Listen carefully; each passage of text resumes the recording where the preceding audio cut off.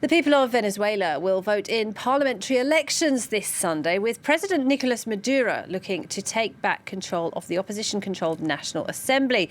But the main opposition leader and Speaker of Parliament, Juan Guaido, has called for a boycott. He is denouncing the poll as a fraud. Well, for more on this, I'm joined by our Foreign Affairs editor, Philip Turle. Good to see you, Philip. Tell us, first of all, then, why are these elections this Sunday so important? Right, well, these elections are big. Let's have a look at some of the figures, shall we, to begin with. There are 20.7 million voters taking part in these elections who are eligible to take part. How many of them will actually do so, we don't know for the moment.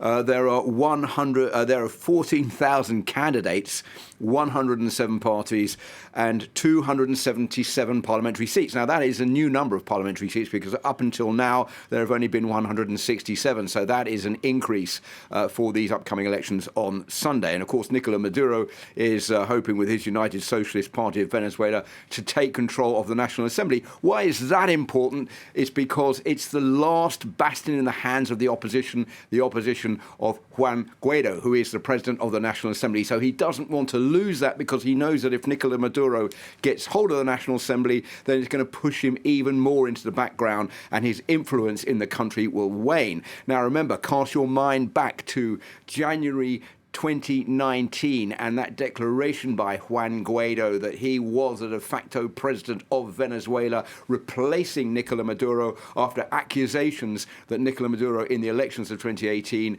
only retained his post after fraudulent voting. Juan Guaido has seen his popularity plummet over the last 2 years as he's failed to overthrow Nicolas Maduro. He hasn't come up with the pledges that he said he was going to do, for example, giving $100 for all the doctors in the country. He can't do that because he's not running the country. But he does have the support of the international community. He does have the support of the United States, of Britain, of France, 50 other countries all throwing their weight behind him. But will they do so? That is the question if he loses the National Assembly on Sunday. It's going to put his position in a much more precarious state than it is at the moment. And the opposition is somewhat split, isn't it? Because not all of the opposition parties agree with Juan Guaido that boycotting this weekend's poll is the right thing to do. That is true. And the problem here is that there is, as I said, increasing doubt about the capability of Juan Guaido to actually become the president of Venezuela. And that is why some opposition parties are saying, look, we're not going to boycott these elections. We're not going to do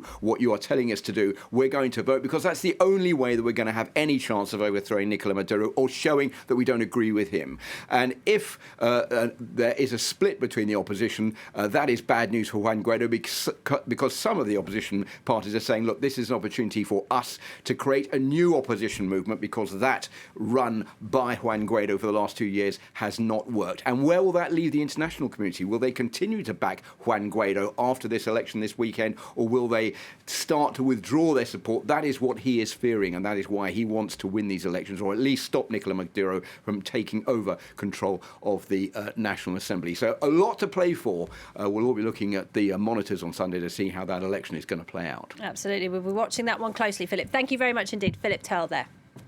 While staying in the region, there